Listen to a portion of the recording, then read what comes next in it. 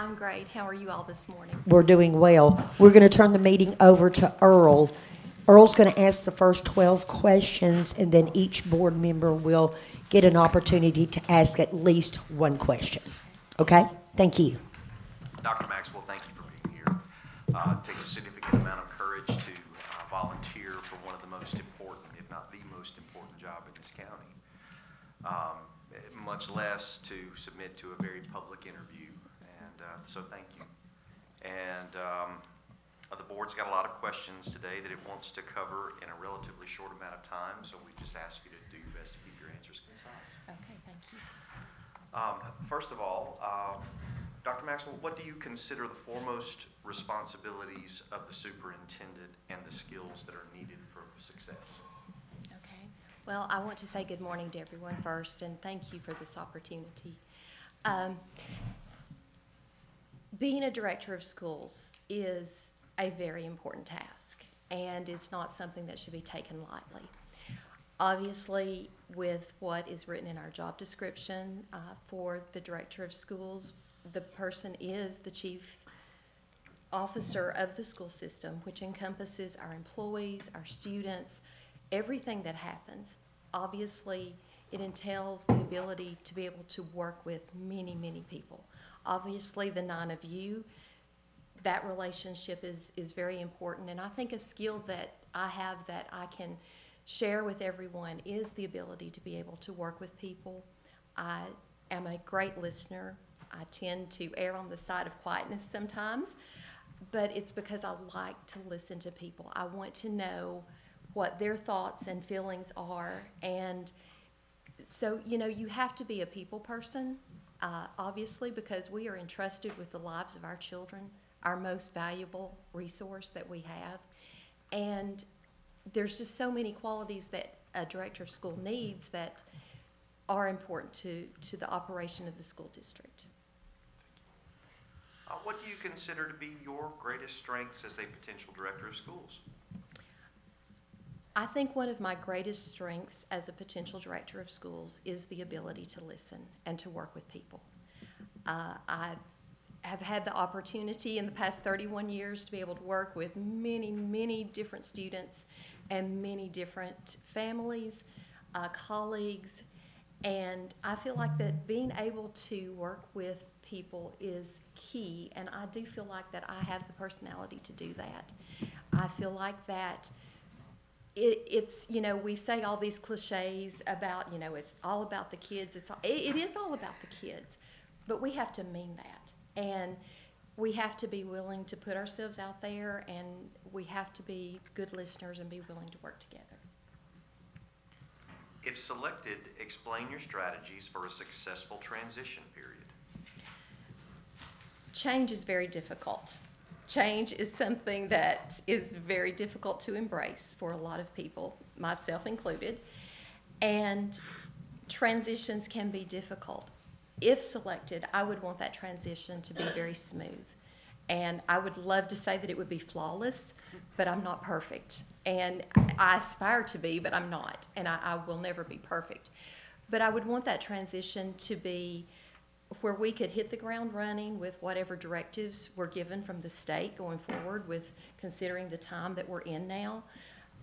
We've got to be able to work together as a team, all of us working together as a team, to be able to make that smooth transition. You know, listen to people's ideas, listen to people's strategies and thoughts as to how we can improve upon a great school district. Dr. Maxwell, how would you develop and nurture relations and support from the Board of Education, the students, staff, and community? Relationships are very important. I may not have always been the very best academic teacher. I tried very hard, but I do feel like I mastered relationship building. Now, does that say that every student I ever had loved me? No, it doesn't. I mean, I'm sure there's been times, because you have to have discipline and things have to go the way they're supposed to go. So I feel like relationships are key, and my relationship with you would be key. You are 9 people representing this great county, And I love this county. That's why that I'm here. And so it would be very important that we build those relationships.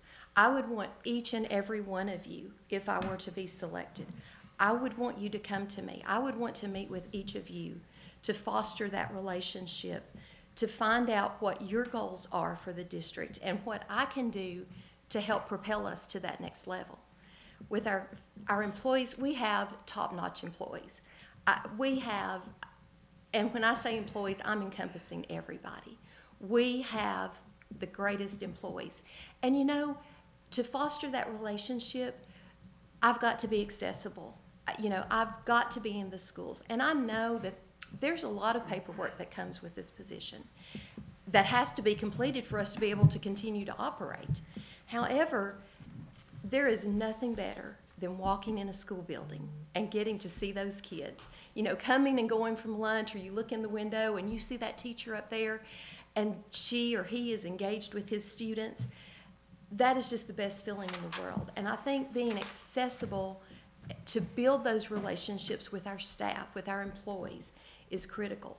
But we've also got to remember that we have to have those connections with our community and our families. Our families are very important. Families face so many different challenges, and we have to be able to, again, be accessible to help them know that we are there for them, that we're in this together. To have a greater school district, we have to have our families on board with us. We have to work together, and just like a family, there's going to be people disagree. You know, that's one thing with this position.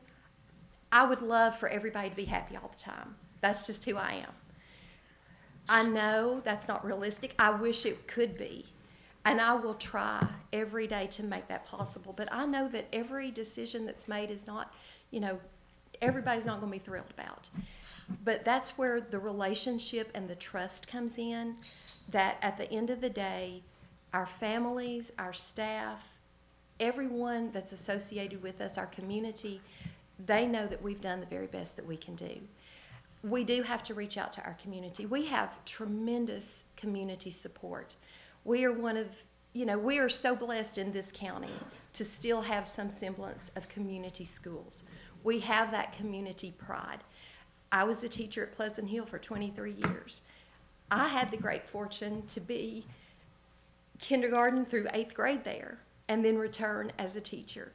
And it's that pride that propels us and builds those relationships. Thank you. What steps would you take to ensure academic excellence in our school district? Academic excellence is our absolutely top priority.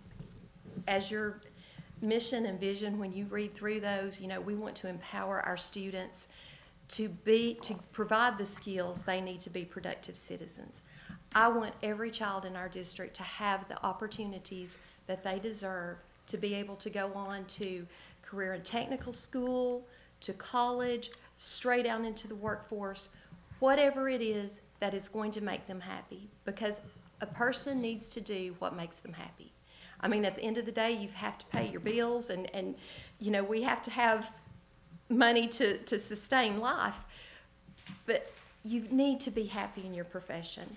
And I think that by providing an academic success plan for our students, we can do that. Now, that entails that we work with our teachers to provide the supports that they need to be able to inspire and encourage and to help our students achieve that success.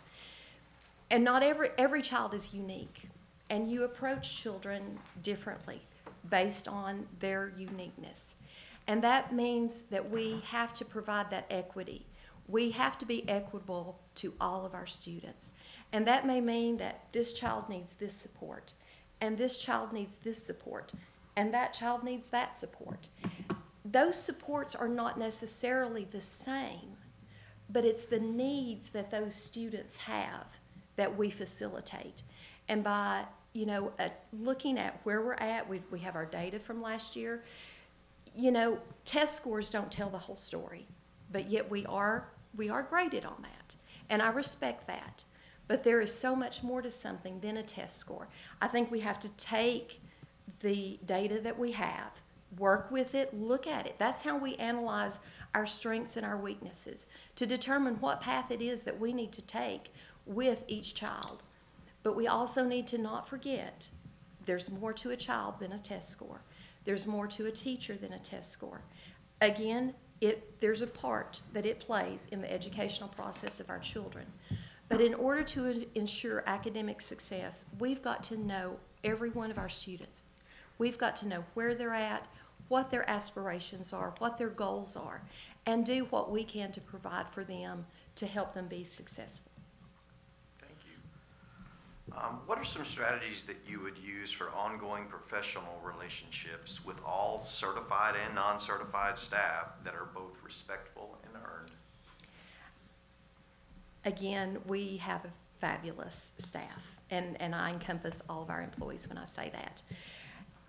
We need to be, again, we all need to be together. It needs to be where they respect me, I respect them in the classroom, and I'm a teacher at heart. That's just who I am. And I respected my students. I treated them the way that I wanted to be treated. And I think that's how we have to, in this particular position, that's what we have to do. We have to respect and earn the respect and trust of others. And that's what I would work hard to do. Again, I want to be out in the schools. I want to eat lunch with our fabulous nutrition department.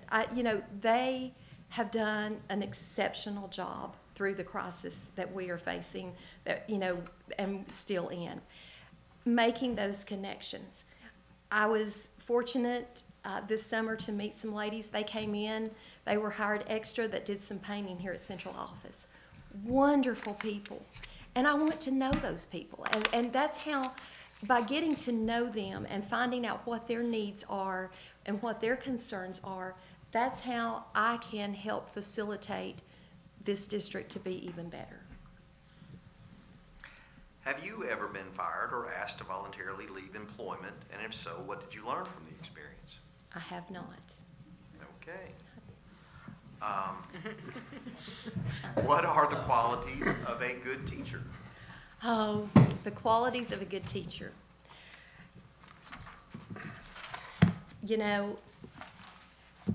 There are so many.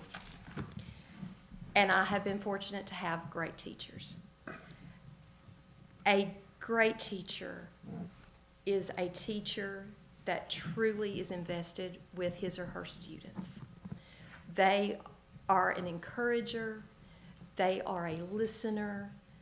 They gently push, that gentle nudge to get you going in the right direction. But they're also that teacher, if they see you maybe headed in a different pathway, they're that teacher that comes and says, hey, what are you thinking here? Let's talk about this. We have great teachers in this district. It makes me so happy when I get to go into a classroom and I see a teacher at work. It's a craft. I mean, it's something that comes naturally to people, but it's that respect and that openness. And again, like I said, all throughout my career, I have had exceptional teachers. And those are the teachers that I have modeled my teaching after. You can sit in a college class for as many days as you want to, or as many years as you want to, and you can learn skills. You can learn how to deliver content. You can learn different strategies.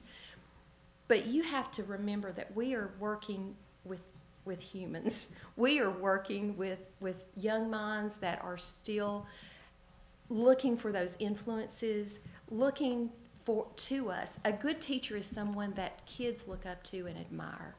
And they know that you're there for them. And it also means that you're there to help them along the way. I fondly recall running into one of my previous teachers. I will not say old teachers because I'm in that category now too. When I run into a child that I've had in class and they have a younger sibling, they might say, hey, that's your old reading teacher. Just a couple years ago, one of my dearly beloved teachers, she said, "Ina, I am so proud of you." And I mean, I'm 50 years old, you know, and she's telling me that, and she remembers that from me being in class.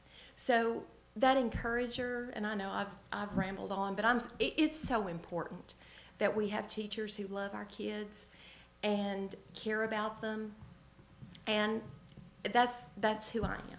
That's who I've always been. What you see is what you get. So that's just the way it is. Dr. Maxwell, how would you develop and maintain high morale among employees? That's very important. You know, everyone is motivated by different things. And when I was finishing my very last degree, I spent over a year researching what motivated fourth grade readers to read. And motivation is it's simple, but it's complicated, because what motivates one person and brings on that feeling of, yes, I've got this, I can do this, is different for the next person. You know, we have intrinsic and extrinsic motivations. And those motivations, you know, your extrinsic, yes, I've got to work, okay? I come to work because I've got to have a livelihood. But I do what I love, and that's that intrinsic part. And so to build that and to find out how to work with our staff, our employees, I've got to know what it is that makes them tick. What's going to help you feel valued? What's going to help you feel that we are in it together? And I mean, we hear that phrase very often, you know, apart but together. But that's the truth. We can't go it alone. You know, as a director of schools, you can't go it alone. You have to have people working together. And so to build that morale is building that trust, but also I've got to get to know you. I've got to get to know our employees. I've got to know what it is, and then take that and take their suggestions. You know, what do you suggest that we can do as a district to improve upon what we have, to improve upon that morale? How can we help you, which in turn helps our students? Because just because we're not in the classroom, that doesn't mean that we are not impacting our students. We're removed, but we're still right there with it. So that's why we have to maintain that trust and build that motivation. You know, I remember one little girl that I had in second grade, and she was beyond the moon when she finished reading her first chapter book.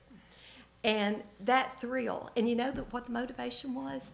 The motivation was when you were in second grade and you read that first chapter book, you got to come back to during lunchtime with me and eat lunch with me. That was the reward. It didn't cost me anything but my time, and I wanted to give my time. But that's what, she was so excited and motivated by that. And you know, sometimes time is what people want the most, you know. And I think the older that I've gotten, the more that I value that time with friends and family and things like that. But, you know, that's how I would address that, Mr. Patton. I would want to look at what motivates our employees to build upon what we have. What are some strategies you would use for staff that are not meeting the educational and social needs of the students? We've got to have everybody on board. I mean, we have to have everybody on board to be successful, for our students to be successful. So with that said, you know, the Board of Education has policies and procedures, and we have to go by them, just as every classroom teacher in his or her classroom has, you know, what the do's and don'ts are in a classroom. It is very difficult to discover that there might be an issue, and if that be the case, obviously we would have to take the appropriate action.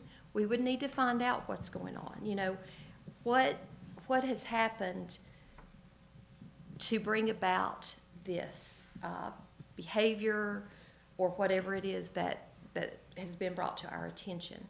Now, there is a proper chain that we have to follow. I've had people call me and say, hey, Hannah, you know, because I am a good listener. And I'll say, okay, you know, let's look in our board policy. What does it say that when we have something going on, what do we need to do? Now, that doesn't mean that I don't want to hear about it. If I were to be selected, I need to know what's going on. I can't fix what I don't know. You know, that's what I would always tell people. If I'm not aware of a situation, I can't help get us to a resolution. So there are proper procedures that we have to follow, but I would also want to know what's going on, and I would want to work with the administrator, the supervisor, whoever it is, the individual that we're working with, because there may be things that we're not aware of that we need to find out. And, you know, that's not one of the fun parts of the job. But, I mean, like I said at the very beginning, unfortunately, I know there's been times that children haven't been happy with me because, you know, they've done something and I've had to correct them. And we're humans. We're all humans. You know, if I make a mistake, I'm going to tell you I've made a mistake. I'm going to try really hard not to. But, you know, if I do, or if I were to be selected and I've not done something that you think I need to do correctly, that's not the way it needs to be, I would want you to come and say, hey, Ina, you know, let's revisit this. Let's look at this. Let's talk about this. Now, it might be that, you know what, I went by the book and I did what policy says to do. But I would want you to come talk to me and you know, help me to be a better leader in that regard as well. Not just our, you know, employees that we may or may not have to handle these situations with. What experience do you have regarding fiscal operations that would aid you in developing and proposing a district budget? Okay, budgets are very important. I was thinking about this a few days ago, and then yesterday when we received the questions, and I thought back to some of my very first years as a teacher. At that time, federal programs they used site-based management. And that meant that we had our site-based management team, which I was a part of, and we managed the federal Title I budget at the school level. And we would have to decide, okay, you know, what are our needs? What are our wants? And how much money is there to do these things with? So there was some budgetary preparations there. I mean, obviously your personal budget that you have, because, you know, you can't spend more than what you earn or bring home, or you go visit your neighborhood bank, and, you know, I've got several little things I write out every month and send in there. But the last few years, and, you know, I want to say this, I've had the privilege to work with amazing administrators throughout my career. I've been truly fortunate.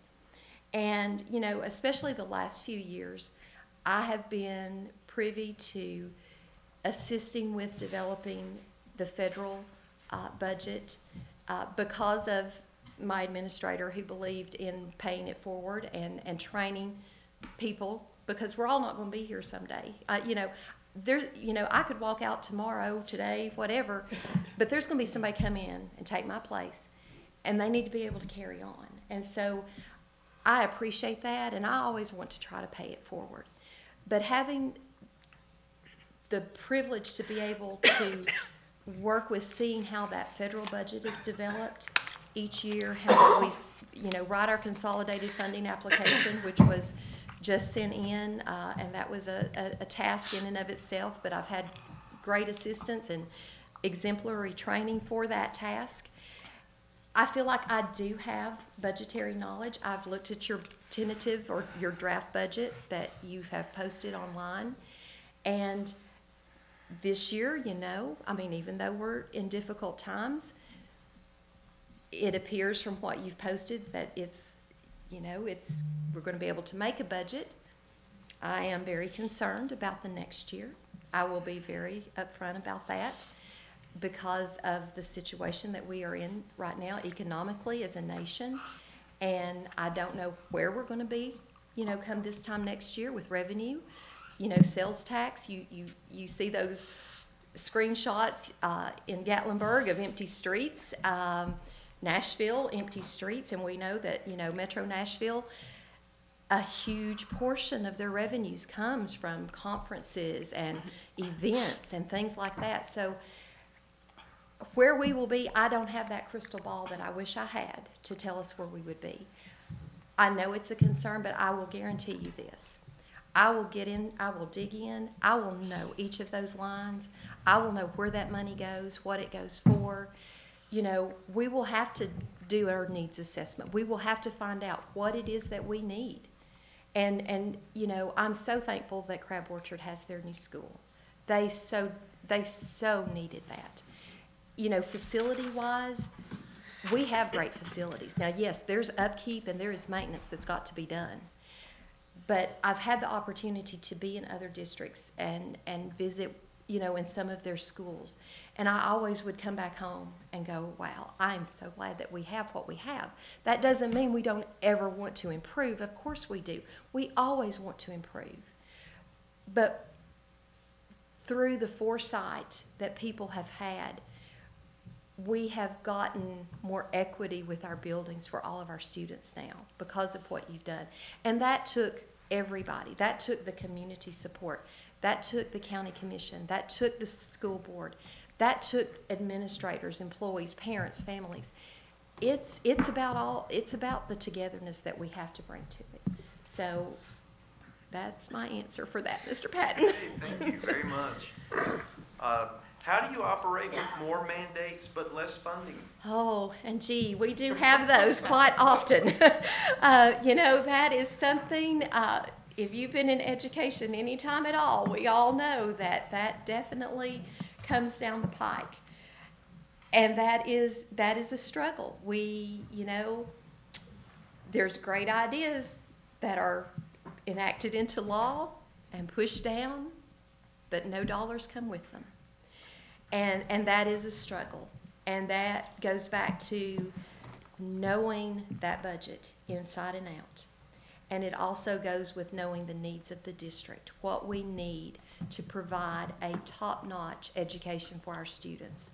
And we have to meet the needs of our employees too. It is about our students, but we have to have and we have to retain great employees. And so when those mandates come down, anything that we can take off of them at the school level, I'm all for us doing. And I think that, that's what I've always tried to do in the positions that I've held. As district instructional facilitator, I've had the great opportunity to work with all of our teachers with in-service. And, they have a lot on their plate. And at the end of the year, they compile their in-service record, and they submit those to their building administrator. And I'll get a call and it'll be, hey, Ina, can you get me a copy of that in-service certificate that I, when I attended back in June, because I need to turn this in. And it is my privilege to be able to do that. I am here to serve them, And so anything that I can do, that we can do collectively to help take any burdens off of them, that's what we've got to do. Now, there are expectations. There are responsibilities that come at every level of our district. And with that, when those unfunded mandates come, that's where we've all got to put our heads together. And we've got to decide, how can we best handle this unfunded mandate with what we have? It may mean that we need to look at job descriptions. We may need to, reassign roles. We may need to divvy out this to there and that to over there, because no one person can do it by themselves. But again, we have to be able to evaluate our resources. We have to look at the people we have. We have to look at those roles and responsibilities. And we have to see, is this the best use of that person in this particular place? Because maybe they have a talent over here that we've not tapped into that's going to help us when those unfunded mandates come without the dollars. And that is part of being in education. So, my strategy would be to look at where we're at, to look at what we need, look at what's been mandated that we have to meet. And I mean, there are some stiff federal mandates that come down the pike. There's some state mandates that come down the pike. And in order for us to continue to function as a school district and receive those federal and state dollars, we have to ensure that we are meeting those. I just checkmarked many boxes in the last week that assure the federal government that we as a district are meeting the needs of our students, meeting the needs of our employees, that we are protecting their rights, you know, their personal information. There are so many assurances that we have to check off, and I take it very, very seriously. But with that, we have to always look to the future and try to go forward, even when we're faced with difficult times, with those unfunded mandates. Thank you very much, Dr. Maxwell. I'm going to turn the questioning over at this point to Ms. Hale. Okay, thank you so much thus far for your answers. I'd just like to know, what is your view of the differences between management and leadership? And could you explain your leadership style? Okay, thank you.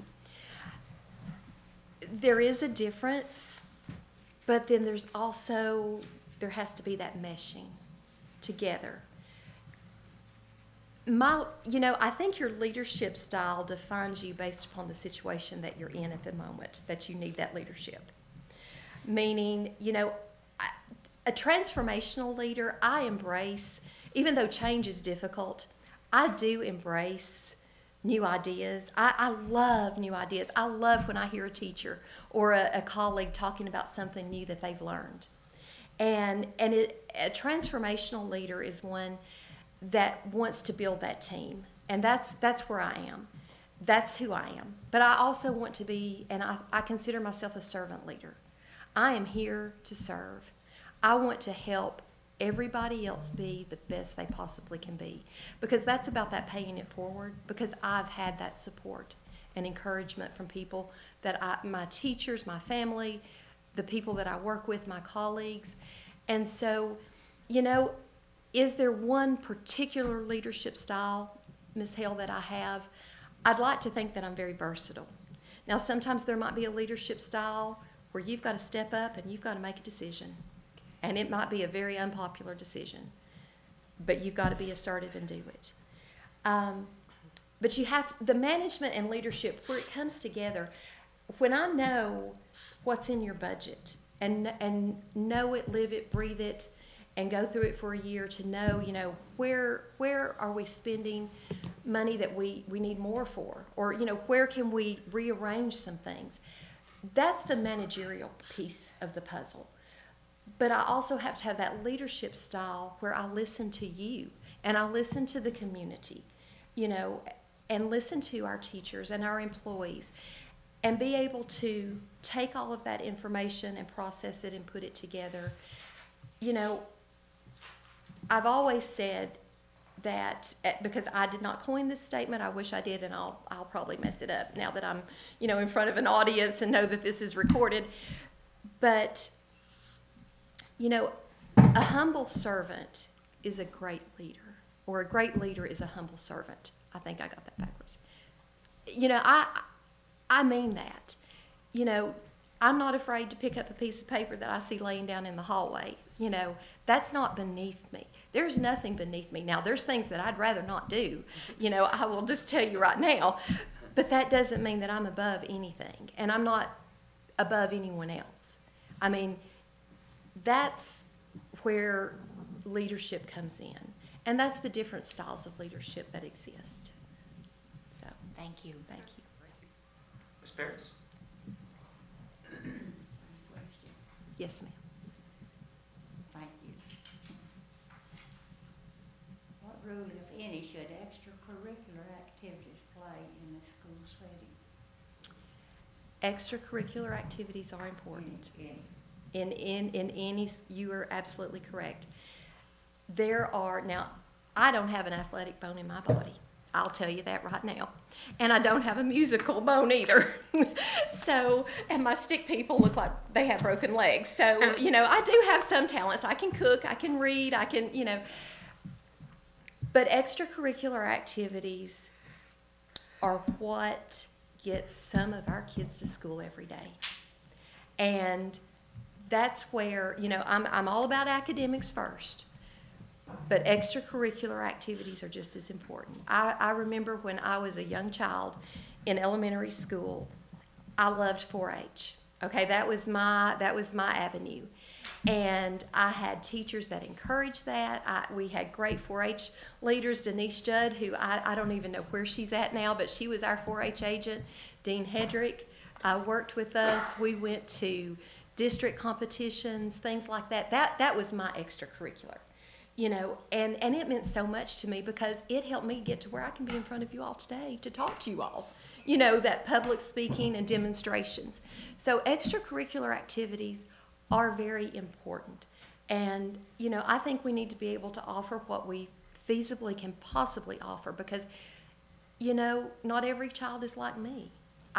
We have great athletes, and I want them to be able to participate in those things. But we need to think about our arts programs. We need to think about our music programs. We need to think about STEM clubs and things like that. We have some great, our 21st century programs that our elementary schools have, they have some absolutely phenomenal programs going on that I would love to show you sometime. I was at a school one morning this past, well, it's been a few months ago, but you know, when we were still in school, and they were doing science experiments. And those kids, you know, they were in awe of what the 21st century teacher was doing with them. And when I think of extracurricular, I think of all of those, our STEM clubs, our STEAM clubs, our athletics, our arts, because not every child has the same talent. But if that's what gets them to school, you know, we've got to support our kids. And I believe strongly in that program. Thank you. Mr. Brock. Good morning. Good morning. Do you anticipate a need to replace, reassign, or restructure personnel assignments within the central office or with school administration? You know, Mr. Brock, that's a good question that you all need answered. I would like, if given the opportunity, I would like to be able to evaluate our structure. I would like to look at it. Again, it goes back to putting people where their talents are. Looking at, you know, is this functioning? Is it working? Can we do better? Are there areas that we need to improve upon? What areas are we excelling at? You know, that we can build upon that acceleration to do better. It goes back to something that I said earlier. We may need to look at job descriptions. We may need to look at responsibilities and assignments because we need to take people and use them where their talents are if we're going to move forward. Now, what that looks like, I can't tell you right this second because even though I've been privileged to have a bird's eye view in the position that I'm in and have been in for the last 8 years being at the district level. And, you know, yes, there's areas that I see that I think we have talented people that maybe we've not utilized in those areas. But I would also like to have the opportunity to be able to get into the different departments and meet with each one and really find out, because I mind my own business. I really, you know, the biggest room in my house is the room for improvement. And, you know, I really try not to mind other people's business. But I also realize and recognize that as the leader of a school district, the leader has to know what's going on in each of the departments. You know, at central office level, at all of our facilities, our school buildings, the leaders that are working with our employees on a day in and day out basis. So given the opportunity, that would be my approach.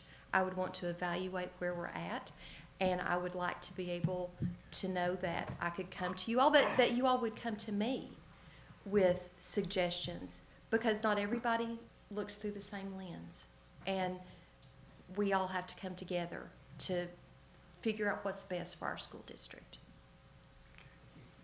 Ms. Boston. Thank you. Hi, Miss Maxwell. Good morning. Dr. Maxwell, No, excuse me. I'm fine. I'm Ina. And by the way, I went to school with Denise and Cameron Judd. Did you? I did. That's telling my age. You mentioned earlier in one of your responses going by the book. Yes. How would you propose to go by the book and add that human factor, because we are dealing with humans, Absolutely. into the situation? Absolutely. You know, when I say going by the book, I do mean that. I'm not going to ever intentionally make a mistake. I need you to know that now. I'm going to make mistakes. I'm not perfect, but I will tell you when I have. And if it says such and such, that's what I have to go by. But yet, I hope that I can come across to you all, to our employees, to the people that I work with. I do care about you, and I want the very best. And I think that that's where we have to develop the trust and the respect of whatever position that we're in, to know that we are dealing with that human element. And people have feelings. Everybody has feelings. That's the beauty of working with people that I enjoy. But we do have to follow the policies and procedures. But we have to do it in a way to let them know, or to let whomever know, or to let me know that this is why we have to do it, and look for solutions. But that's part of who we are as human beings, and I think we have to convey that to everybody we interact with, that and I hate to use that cliche, but we are in this together, because we cannot be divisive and achieve the greatness that we want to achieve for this school district. Thank you. Mr. Inman. Good morning. Good morning. Each year, over $3 million of the school system's fund balance is being used to balance our budget. What steps will you take to prevent the depletion of our fund balance? Thank you. Good morning, Mr. Inman. That's what I was looking at when I was looking at your budget. Because I was that's like, the first page I turned to. oh, yes. Okay, well, that's where I went, because I wanted to know, because I do know that that's typically, first of all, thank goodness for a fund balance, but that is an issue.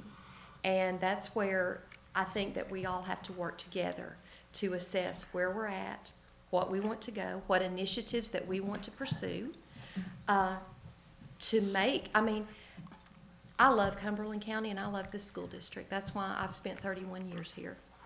And, I was born here, but that's why I am here. And we have a great community. And again, it's as I said earlier when I referenced that we all look through a different lens, we all have different priorities. And we do have to prioritize what our needs are, what our wants are, and how can we make that work. But is there an area where maybe we cannot dip into that fund balance as much? Because when I said that I am concerned for next year, meaning when it rolls around again and to develop the budget, and I looked at that page where it shows how much you're taking out of your fund balance, it is concerning. But that's where communication is also involved. Because if we come upon a need that we have, that our children have, that is either going to directly or indirectly impact them, I feel like that having open communication with the board, with our county commission, is critical. Because I think that if we say, this is a need, just like this year, you all have made a monumental purchase. Adopting an ELA series for K through 12, it is a very costly purchase that you've made, but it's so needed. And to know, I got to see firsthand how hard our educators worked to determine what was best for our district. And I commend you for that. But there's going to be other needs. That was a need. It was a mandate, but a need. And I look forward to where with it implemented, with fidelity, with our administrators and our educators implementing the new ELA program with fidelity, because, you know, we are to go by the curriculum that you approve as a board. And I appreciate that. And I think that, you know, if there hadn't been money there, I feel confident that with good communication and good relationships and that trust and respect, we could say, this is a need for our students. And I feel like that the money, we would come up with the money. Thank you. Mr. Netherton? Good. Okay. Ms. Carter? Hi, Dr. Maxwell. Thank you for being here. Thank you. I can feel your kindness. I've not had a chance to really get to know you. So my question is the flip of that. How do you deal with difficult employees and the possibility of having to terminate? That's a great question, Ms. Cargie, and thank you. It's good to be here. That is a reality of the world we live in. And I, unfortunately, without giving a lot of detail, I have had to deal with that. And it is not my most fun thing to do. However, it is part of what has to be done. And with that, you know, I have tried to explain the situation, but I've listened. I've listened.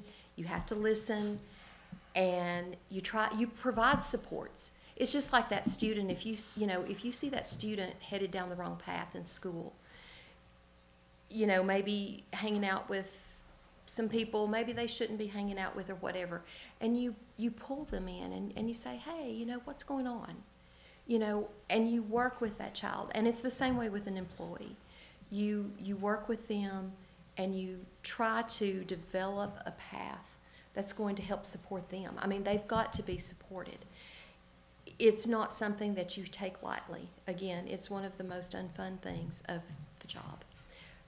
But at the same time, it has to take place. If they're not going, if things are not going the way they need to go, we do have to work on that, and we do have to fix it.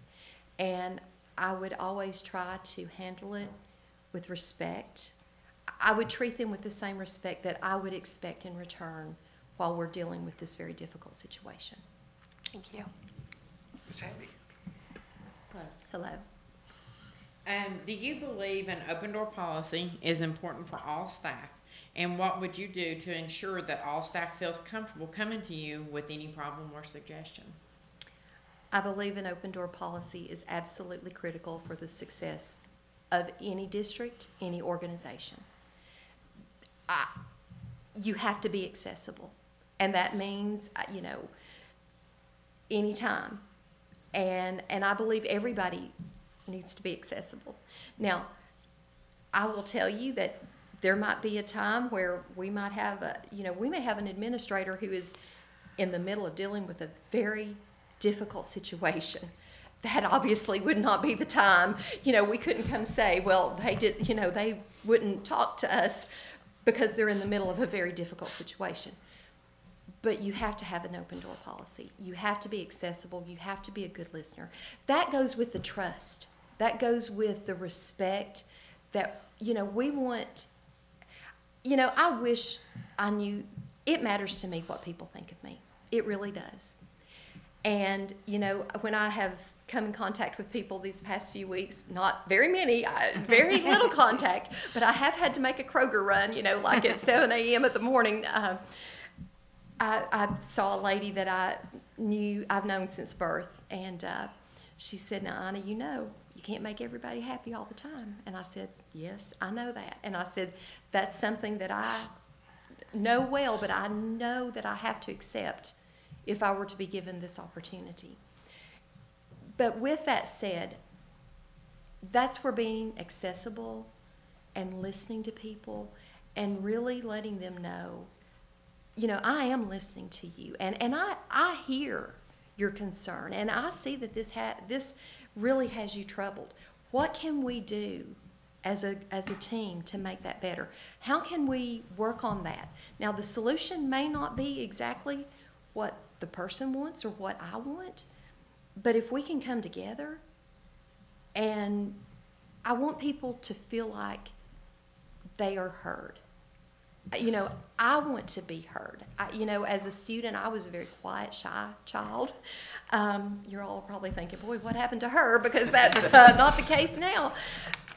But I knew that if I needed something from one of my teachers, I knew they were there for me, that they would listen. So having an open door policy is critical. I would want to sit down with each one of you individually if I were afforded the opportunity to serve you. I would want to sit down with each one of you.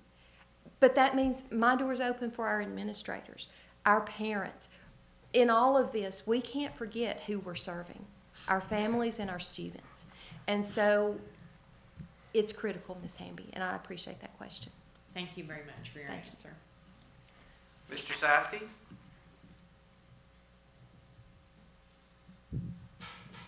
Robbie? There, can everyone hear me? Yes, Yes. sir.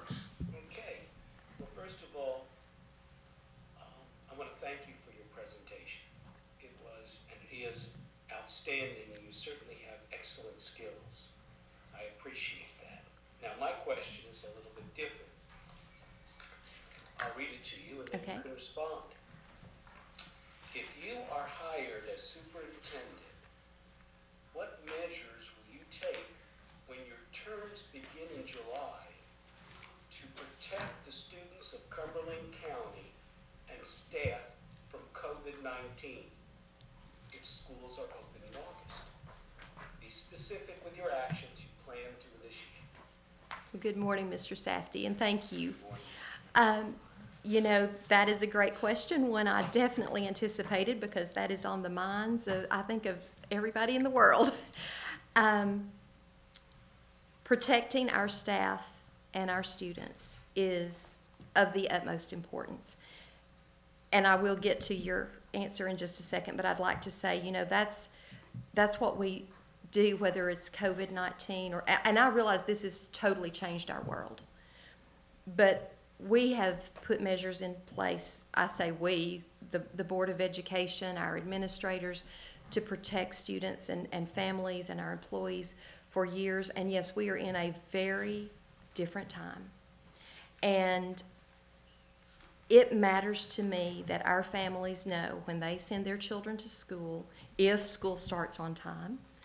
And I think we have to look at what the state determines, meaning that, we're going to follow what the state determines for us. But we have to assure our families that our children are protected and that our employees are protected. Because one of my greatest concerns when this first came out was, okay, if we don't close, when we have faculty, when we have staff getting sick, there's not enough substitutes to go around.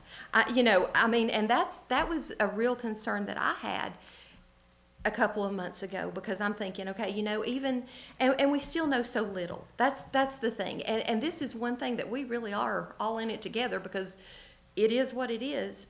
But we have got to figure out how to best protect our students and our faculty. I absolutely will covet the information that the State Department gives us, what the information the governor shares, what they may determine as far as when schools across the state will open. We're going to have to determine and get information from our health professionals. How do we best meet the needs of protecting our people and our students? Obviously, I think it goes back to Robert Fulton used to have a thing. I learned everything I ever needed to know, I learned in kindergarten. Well, one of those things was washing your hands, and blowing your nose in a tissue and things like that. I think we have got to go back, and there was a picture in the paper of one of our nurses before schools closed giving hygiene lessons. We're going to have to go back and start from square one again with everybody saying this is important. You've got to wash your hands. We've got to ensure that in our schools that they have the hand sanitizer that they need, they have the Kleenex tissue. We're going to have to re-envision how our custodial staff they've always taken care of us. We have great people taking care of us.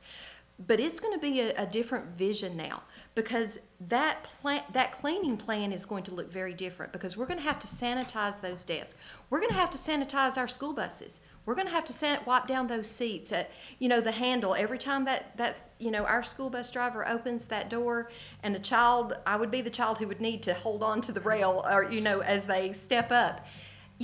We've got our school buses we've got to think about. How are we going to protect our children on those school buses? And that's where we're going to have to come together and have a plan, because, at the end of the route, is it going to be wiped down? Obviously, it will have to be. Mornings, as our principals and assistant principals and teachers are meeting our students, are those doors propped open so that it minimizes how many hands touch that door? We're going to have to approach things differently.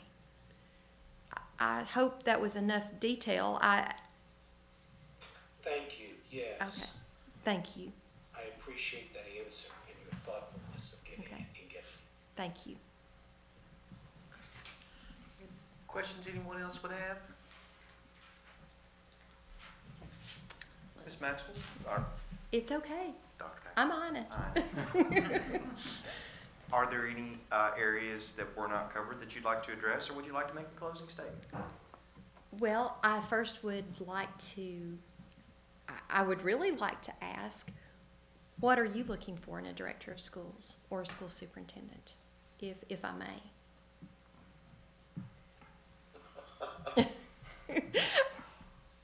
And it's okay if you don't want to answer You that. want an answer?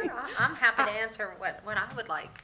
I would like a director that puts our teachers, our staff, our children, our families first, who is kind, who is thoughtful, and who is willing to make mistakes, but always learn from them. That's what I'm looking for.